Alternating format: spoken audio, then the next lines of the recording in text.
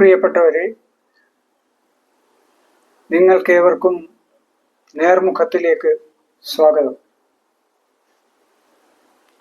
കോൺഗ്രസിന്റെ ആ രോഗം മാറാരോഗമാണോ എന്ന തരത്തിലുള്ള ഒരു ചോദ്യം നമ്മുടെ ചുറ്റുപാടും കുറെ ദിവസങ്ങളായി ഉയർന്നു കേൾക്കുന്നുണ്ട്. വളരെ കാലമായി പരിചയമില്ലാത്ത ഒരു ചോദ്യമാണ് ഇപ്പോൾ ഉയർന്നു കേൾക്കുന്നത്. അതിൻ്റെ ഗൗരവത്തെക്കുറിച്ച്, അതിൻ്റെ കാരണത്തെക്കുറിച്ച് സമൂഹം ഉണർന്ന് ചിന്തിക്കേണ്ട ഒരു സ്ഥിതിവിശേഷത്തിലാണ് ഇവിടെയുള്ളത്. അത് കോൺഗ്രസ്സുകാർ മാത്രം പോരാ, പൊതുജനവും കേരളത്തിൽ വസിക്കുന്ന മുഴുവൻ പേരും ചിന്തിക്കേണ്ട വിഷയമാണെന്ന് ഞാൻ പറയും. കോൺഗ്രസിന്റെ ഒരു ചരിത്രം പരിശോധിച്ചു കഴിഞ്ഞാൽ കോൺഗ്രസ് എക്കാലവും ഒരാൾക്കൂട്ട പ്രസ്ഥാനമെന്നാണ് എല്ലാവരും പറയാറുള്ളത്, പ്രത്യേകിച്ച് കോൺഗ്രസ് നേതാക്കൾ പറയാറുള്ളത്. ആരെങ്കിലും അബദ്ധം കാണിച്ചു കഴിഞ്ഞാൽ അല്ലെങ്കിൽ ഒരു തെറ്റ് ചെയ്തു കഴിഞ്ഞാൽ അവരെ ന്യായീകരിക്കാൻ വേണ്ടി പറയുന്ന ഒരു വാക്കാണ് കോൺഗ്രസ് ഒരാൾക്കൂട്ടമാണ്, അതൊരു കേഡർ പാർട്ടി അല്ല എന്ന തരത്തിലുള്ള ഒരു വർത്തമാനം. പക്ഷെ അതൊരു തരം മനുഷ്യന്റെ കണ്ണിൽ പൊടിയിടുന്ന ഒരു രീതിയാണെന്ന് തന്നെ എനിക്ക് തോന്നിയിട്ടുണ്ട്. കാരണം ഇന്ത്യക്ക് സ്വാതന്ത്ര്യം നേടിക്കൊടുത്ത വളരെ കാലത്തെ പാരമ്പര്യമുള്ള, ചരിത്രത്തിലെ സ്ഥാനം നേടിയിട്ടുള്ള ധാരാളം നേതാക്കന്മാർ നേതൃത്വം കൊടുത്ത ഒരു വലിയ പ്രസ്ഥാനമാണ്, ദേശീയ പ്രസ്ഥാനമാണ് കോൺഗ്രസ്. അപ്പോൾ കോൺഗ്രസ് ഒരാൾക്കൂട്ടമാണെന്ന് പറയുന്നത് ശരിയാണെന്ന് എനിക്ക് തോന്നുന്നില്ല. കോൺഗ്രസ് ആൾക്കൂട്ടമായിരുന്നെങ്കിൽ ഒരുപക്ഷെ ഇന്ത്യക്ക് സ്വാതന്ത്ര്യം കിട്ടുമായിരുന്നില്ല. ഇപ്പോൾ കോൺഗ്രസ് എല്ലാ പ്ലാനിങ്ങോടും കൂടി പ്രവർത്തിച്ച, എല്ലാ ലക്ഷ്യത്തോടും കൂടി പ്രവർത്തിച്ച ഒരു വലിയ മഹാപ്രസ്ഥാനം തന്നെയാണ് കോൺഗ്രസ്. അതിപ്പോൾ കുറച്ച് ശുഷ്കിച്ചിട്ടുണ്ട്.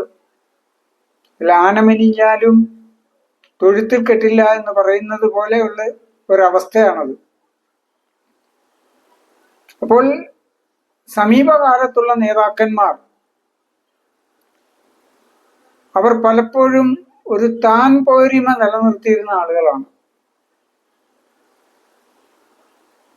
താൻ പോരിമ നിലനിർത്തുകയും തങ്ങളുടെ കൂടെയുള്ളവരെ തങ്ങളോടൊപ്പം ചേർത്ത് നിർത്തി ഗ്രൂപ്പ് സൃഷ്ടിക്കുകയും അങ്ങനെ കേരളത്തിൽ ഭരണം നിർവഹിച്ചു പോരുകയും ചെയ്തിരുന്ന ഒരു പ്രസ്ഥാനമാണ് കോൺഗ്രസ്. അത് കോൺഗ്രസിന്റെ തലമുതിർന്ന നേതാക്കന്മാരുടെ കാലത്ത് കൂടുതൽ ശക്തമായിരുന്നു. ശ്രീമാൻ കെ കരുണാകരന്റെയും എ കെ ആന്റണിയുടെയും ഉമ്മൻചാണ്ടിയുടെയും ഒക്കെ തന്നെ കാലത്ത് ആ രീതി കൂടുതൽ ശക്തമായിരുന്നു. അതിനൊരു മാറ്റം ചിന്തിച്ചു തുടങ്ങിയത് LDF സർക്കാരിന്റെ തുടർ ഭരണം വന്നതിന് ശേഷമാണ്. വളരെ കാർക്കശ്യക്കാരനായ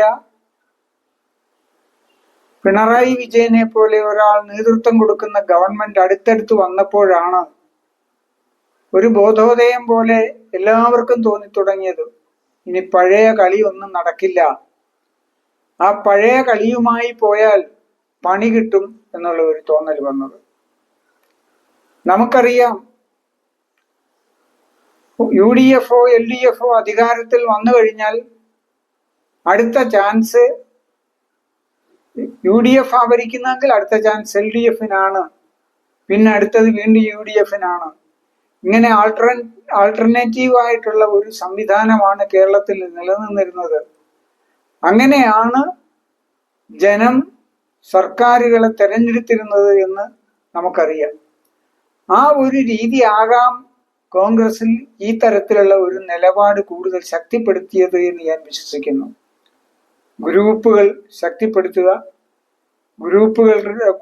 ഗ്രൂപ്പുകളിലേക്ക് തങ്ങളുടെ അണികളെ ചേർത്ത് നിർത്തുക, ഓരോരുത്തരും അവരവരുടേതായ രീതിയിൽ, ചില സമയത്തൊക്കെ ഓരോ നേതാക്കന്മാരുടെയും കൂടെ ഓരോ കോൺഗ്രസ് തന്നെ പ്രത്യേകമാണെന്ന് നമുക്ക് തോന്നുന്ന ഒരു കാലഘട്ടം ഉണ്ടായിട്ടുണ്ട്. ഒരു നേതാവിനൊരു കോൺഗ്രസ് എന്നുള്ള രീതിയിലേക്ക്. എന്നിട്ട് അവരെ ഇലക്ഷനെ അഭിമുഖീകരിക്കുകയും അവരുടെ ആളുകളെ നിർത്തി പരമാവധി ജയിപ്പിച്ചെടുത്ത് പിന്നൊത്തുചേർന്ന് ഒരു സർക്കാർ രൂപീകരിക്കുകയൊക്കെ ചെയ്യുന്ന ഒരു രീതിയാണ് നമ്മൾ കണ്ടുവരുന്നത്. എന്നാൽ ഈ തുടർഭരണം വന്നതിന് ശേഷം ആ ആറ്റിറ്റ്യൂഡിൽ കുറെ മാറ്റമൊക്കെ വന്നിട്ടുണ്ട്. പ്രത്യേകിച്ച് കോൺഗ്രസിലെ യുവത, യൂത്ത് കോൺഗ്രസ് കൂടുതൽ ശുഷ്കാന്തിയോടും ഗൗരവത്തോടും ബുദ്ധിപൂർവം പ്രവർത്തിക്കുന്ന ഒരു സ്ഥിതിവിശേഷം കുറെ കാലമായി നാം കണ്ടുവരുന്നുണ്ട്. അതിന് യോജിച്ച കുറെ നേതാക്കന്മാർ യൂത്ത് കോൺഗ്രസിനുണ്ടായി. ഷാഫി പറമ്പിൽ, മാത്യു കുഴൽനാടൻ, അതുപോലെ തന്നെ രാഹുൽ മാങ്കൂട്ടത്തിൽ തുടങ്ങി എത്രയോ പേരുകൾ അങ്ങനെ എടുത്തു പറയാൻ പറ്റും. അങ്ങനെ ഒരു യുവതലമുറ ശക്തിപ്പെടുകയും അവർ അന്നോളമില്ലാത്ത രീതിയിൽ സാധാരണ മനുഷ്യരുമായി മിങ്കിള് ചെയ്യുന്ന ഒരവസ്ഥയും ഉണ്ടായി. നമ്മൾ ടെലിവിഷനുകളിൽ ഈ ഇലക്ഷൻ സമയത്തൊക്കെ കണ്ടു, കൊച്ചു കുഞ്ഞുങ്ങൾ വരെ, അമ്മമാർ വരെ, മുത്തശ്ശിമാർ വരെ ഈ യുവാക്കളെ കെട്ടിപ്പിടിക്കുന്നത്, പ്രത്യേകിച്ച് ഷാഫി പറമ്പലിനെ പോലെയുള്ള നേതാക്കന്മാരെ കെട്ടിപ്പിടിച്ച് അവരുടെ സന്തോഷം പങ്കുവെക്കുന്നതൊക്കെ നമ്മൾ കണ്ടു. അത് അന്ന് നടന്ന ഉപതിരഞ്ഞെടുപ്പുകൾ തീർച്ചയായും അത് ശക്തമായി പ്രതിഫലിക്കുകയും ചെയ്തു. ഈ അടുത്ത് നടന്ന, ഈ ഗവൺമെന്റിന്റെ കാലത്ത് നടന്ന 5 ഉപതിരഞ്ഞെടുപ്പുകൾ, തൃക്കാക്കരയായാലും അതുപോലെ പുതുപ്പള്ളിയിലായാലും പാലക്കാട്ടായിരുന്നാലും അതുപോലെ തന്നെ പാർലമെന്റ് ഇലക്ഷൻ നടന്ന വയനാട്ടിലായിരുന്നാലും ആ 5 ഉപതിരഞ്ഞെടുപ്പുകളും അതിന്റെ റിസൾട്ട് വളരെ അത്ഭുതത്തോടു കൂടി നമ്മളെ കാണിച്ചു തന്നു. അവിടെയൊക്കെ ജയിക്കുക മാത്രമായിരുന്നില്ല, വൻ ഭൂരിപക്ഷത്തോടു കൂടി ജയിക്കുകയായിരുന്നു.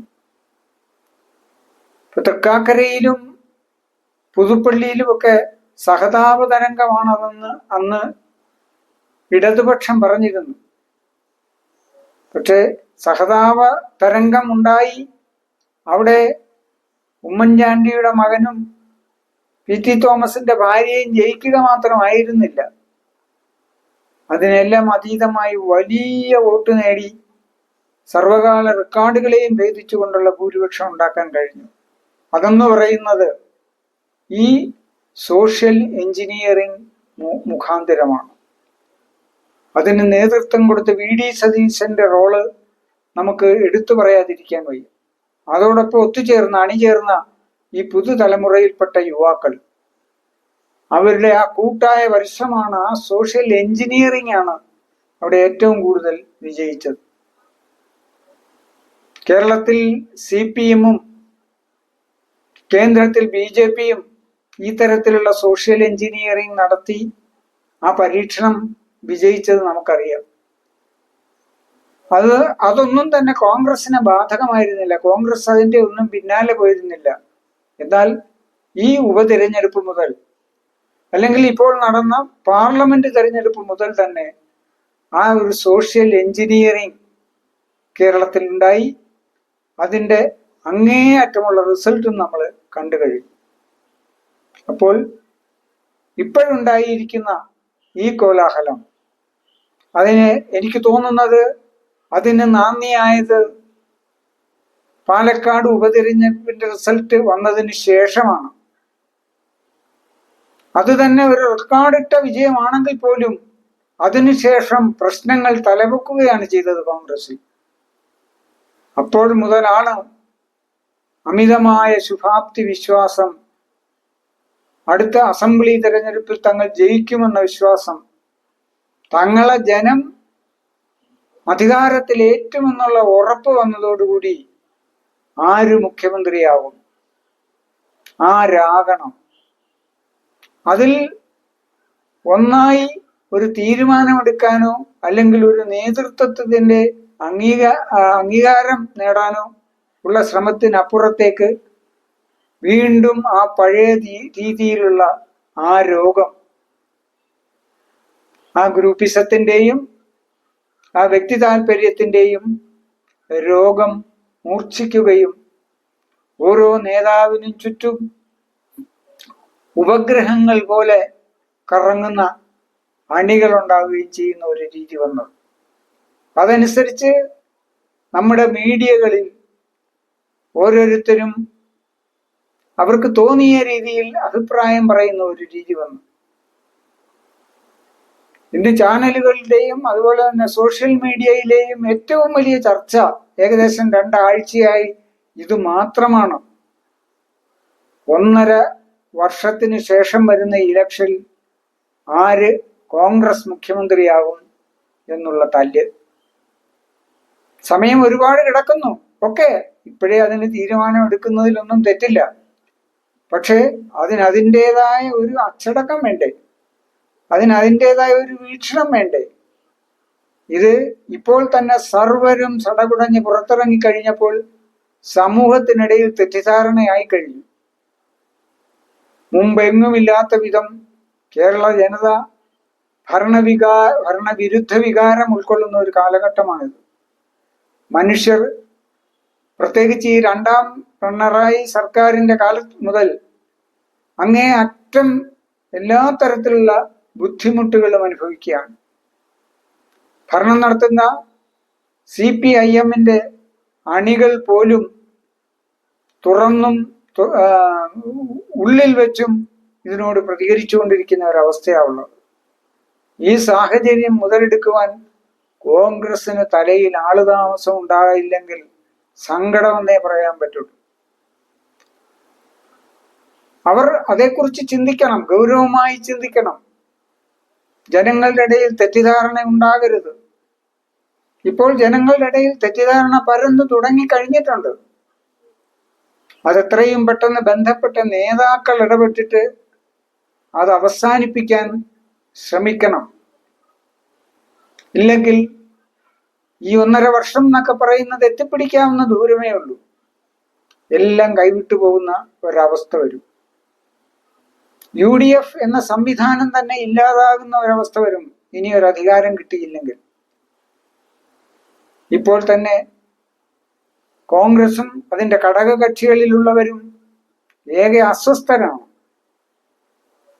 അവർ സാമ്പത്തികമായ വലിയ ഞെരുക്കമാണ് രാഷ്ട്രീയ പ്രവർത്തനത്തിന് പോലും അനുഭവിക്കുന്നത്. UDF-ലെ പ്രധാന ഘടകകക്ഷിയായ മുസ്ലിം ലീഗിനെ കുറിച്ച് നിങ്ങൾക്കറിയാം. അവർക്കൊന്നും ഒരിക്കലും അധികാരമില്ലാതെ മുന്നോട്ട് പോകാൻ പറ്റില്ല എന്നുള്ള ഒരു കക്ഷിയാണത്. മുമ്പ് പലപ്പോഴും കേരള രാഷ്ട്രീയത്തിൽ അവരുടെ ആ അവസ്ഥ അവർ പ്രകടിപ്പിച്ചിട്ടുണ്ട്. ആ നിലപാട് അവർ വ്യക്തമാക്കിയിട്ടുണ്ട്. അതവരുടെ കുറ്റമല്ല. അത്രത്തോളം ഐഡിയോളജിയും തത്വശാസ്ത്രങ്ങളും ഒന്നുമുള്ള ഒരു പ്രസ്ഥാനമൊന്നുമല്ല മുസ്ലിം ലീഗിനെ പോലുള്ള ഒരു പാർട്ടി. അതും കോൺഗ്രസിനെ പോലെ ഒരു കൂട്ടായ്മ, ഒരാൾക്കൂട്ടം എന്നൊക്കെ പറയാവുന്ന ഒരവസ്ഥയേ ഉള്ളൂ അതിലും. അപ്പൊ അത് നിലനിൽക്കണമെങ്കിൽ അതിന്റെ ബാഹ്യമായ, പ്രത്യേകിച്ച് സാമ്പത്തികമായ നിലനിൽപ്പ് ഉണ്ടാവണം. അതുണ്ടാകണമെങ്കിൽ ഗവൺമെന്റ് ഉണ്ടായെങ്കിലേ, അധികാരം ഉണ്ടായെങ്കിലേ കഴിയുള്ളൂ. അപ്പൊ അതേക്കുറിച്ച് ഗൗരവമായി ചിന്തിക്കുന്ന ഒരു തരത്തിലേക്ക് കോൺഗ്രസ് മുന്നിട്ടിറങ്ങണം എന്നാണ് അഭ്യർത്ഥിക്കാനുള്ളത്. കോൺഗ്രസിന്റെ മറ്റൊരു ബുദ്ധിമുട്ടെന്ന് പറയുന്നത് അവർക്ക് ക്യൂവിൽ വെയിറ്റ് ചെയ്യാൻ വലിയ ബുദ്ധിമുട്ടാണ്. ക്യൂ നിൽക്കുക എന്ന് പറയുന്നത് അവരെ കൊണ്ട് പറ്റുന്ന കാര്യമേ അല്ല. എല്ലാം ഇപ്പോൾ സാധിക്കണം, എല്ലാ അധികാരവും ഇപ്പൊ കിട്ടണം, നാളെ കിട്ടാൻ വേണ്ടി കാത്തിരിക്കാൻ വയ്യ. ഇപ്പൊ പാലക്കാട്ട് തന്നെ ആ ഡോക്ടർ സറിൻ കാണിച്ചത് അതല്ലേ. 1.5 വർഷം കഴിഞ്ഞ് അദ്ദേഹം ആഗ്രഹിക്കുന്ന ഒരു മണ്ഡലത്തിൽ നിന്ന് വൻ ഭൂരിപക്ഷത്തോടു കൂടി ജയിക്കേണ്ട ഒരു സ്ഥാനാർത്ഥിയായ ആ സരിൻ എന്തൊക്കെയാണ് കാട്ടിക്കൂട്ടിയത്. അതോടുകൂടി അയാളുടെ രാഷ്ട്രീയ ഭാവി തന്നെ ഇല്ലാതായ ഒരവസ്ഥയായിട്ടില്ലേ ഉണ്ട്. അയാളിപ്പോൾ എങ്ങോട്ട് പോകണം എന്നറിയാത്ത രീതിയിൽ നിൽക്കുന്ന ഒരവസ്ഥയിലായി.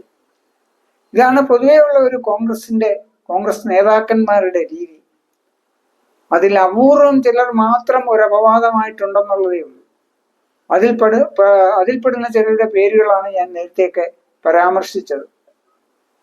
അതുകൊണ്ട് കൂടുതൽ ഗൗരവമായി ഈ വിഷയത്തെ കണ്ടില്ലെങ്കിൽ പൊതുജനം നിങ്ങളെ കൈവിടുന്ന ഒരു സാഹചര്യം ഉണ്ടാകും. അത് ഉണ്ടാകാതെ പ്രസ്ഥാനത്തിന്റെ ഭാവി സുരക്ഷിതമാകട്ടെ എന്ന് മാത്രം ആഗ്രഹിക്കുകയാണ്. ഈ ചാനലിലെ ഇന്നത്തെ ഈ എപ്പിസോഡ് ഞാനിവിടെ അവസാനിപ്പിക്കുന്നു. തുടർന്നും സമകാലിക വിഷയങ്ങളുമായി, സാംസ്കാരിക രംഗങ്ങളിലെ വാർത്തകളും പ്രവർത്തനങ്ങളുമായി ബന്ധപ്പെട്ട കാര്യങ്ങളുമായി ഒക്കെ നമുക്ക് തുടർന്ന് ചർച്ച ചെയ്യാം, മുന്നോട്ട് പോകാം. നിങ്ങളെല്ലാവരും ഈ നേർമുഖം എന്ന ചാനലിനെ നിലനിർത്തിക്കൊണ്ടു പോകത്തക്ക രീതിയിൽ ഇതിനെ സബ്സ്ക്രൈബ് ചെയ്യുകയും ഇതിൽ കമന്റ് രേഖപ്പെടുത്തുകയും നിങ്ങൾ ലൈക്ക് ചെയ്യുകയും ചെയ്യുക. ഒരു തുടക്കം എന്നുള്ള രീതിയിൽ ഇതിലുള്ള പോരാഴികകൾ നിങ്ങൾ ചൂണ്ടിക്കാണിക്കണമെന്നും നിങ്ങളിൽ നിന്ന് ഓരോരുത്തരിൽ നിന്നും വേണ്ട ഉപദേശങ്ങൾ ഉണ്ടാകണമെന്നും ഞാൻ വിനീതമായി അഭ്യർത്ഥിക്കുകയാണ്. നിങ്ങൾക്കെല്ലാം നന്മ ആശംസിച്ചുകൊണ്ട് ഞാൻ നിർത്തുന്നു. നമസ്കാരം.